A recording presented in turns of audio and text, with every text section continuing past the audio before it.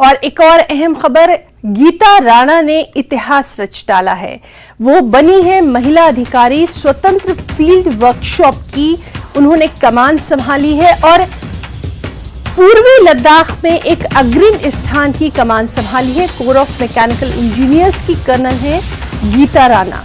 तो बेहद अहम खबर, कल ही हमने विमेंस डे मनाया है और बहुत ही अच्छी ये खबर है कि गीता राणा ने महिला के लिए, खवातीन के लिए शानदार मिसाल कायम की है। महिला अधिकारी बनी है और स्वतंत्र फील्ड वर्कशॉप की उन्होंने कमान संभाली है। दुर्गम इलाके लद्दाख, पूर्वी लद्दाख में एक स्थान की उन्होंने कमान संभाली है। कोर ऑफ मैकेनिकल इंजीनियर्स की कर्नल है गीता राणा।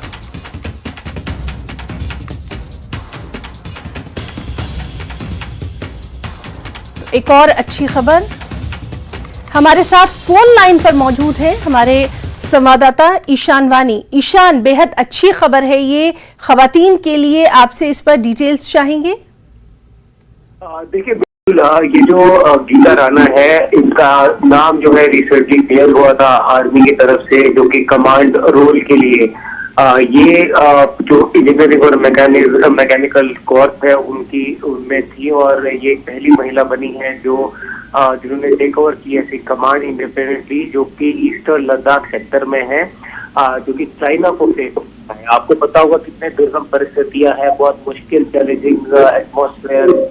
जगह की बात करें, हवा का दबाव कम होना, चैलेंजिंग वेदर का पैटर्न जो है वहाँ पे काफी खतरनाक है और उन चैलेंजेस को साइड पे रखते हुए यहाँ पर ये महिला जो है फिलहाल कमांड इन्होंने संभाली है।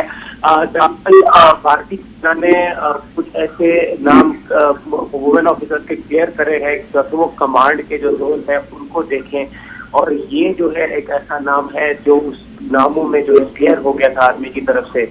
अब काफी सारे आर्मी में अभी भी औरतें काफी सारे पोस्ट पे तैनात हैं, लेकिन कुछ आने वाले समय में ऐसा भी कि और जो ऐसे आर्मी ऑफिसर थे जो कमांड कर सकती है यूनिट को, वो भी आगे आती रहेंगी।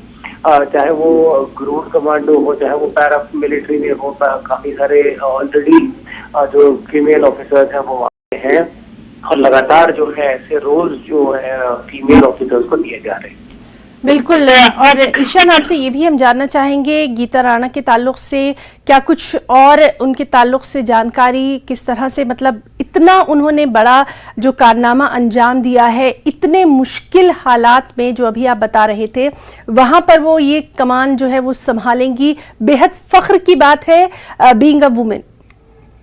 जी बिल्कुल, एक फख्र की बात है क्योंकि वहाँ पर काम करना का आसान नहीं है, परिस्थितियाँ कठिन, तो जो काफी हालात भी जो है आपको पता है वहाँ पर मौसम के काफी सही नहीं रहते।